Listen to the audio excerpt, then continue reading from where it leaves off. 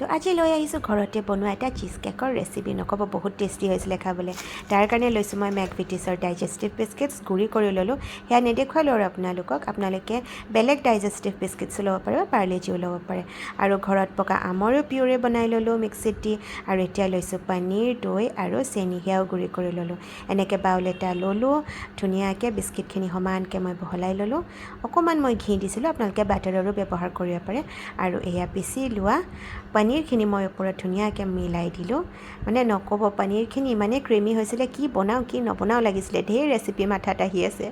আৰু ইয়াৰ ওপৰত দিলোঁ মই পিউৰেখিনি মেংগোৰ আৰু অকণমান থাকি যোৱা মিক্সিৰ বাতিটোত ৰুকি উলিওৱা পনীৰ তো ধুনীয়াকৈ মিলাই এতিয়া ফ্ৰিজাৰত থৈ দিলোঁ 3 বা 4 ঘণ্টাৰ কাৰণে আৰু এয়া ৰেডি মেংগো চীজ কেক ওপৰত আপোনালোকে ভেনিলাৰ আইচক্ৰীমো দিব পাৰে নক'ব খাবলৈ ইমান টেষ্টি হৈছিলে দেখিবলৈ ইমান ধুনীয়া হৈছিলে নহয়নে তো এয়া এটা বাইট ল'লোঁ মই নক'ব একদম মানে কি টেষ্টি হৈছিলে নহয়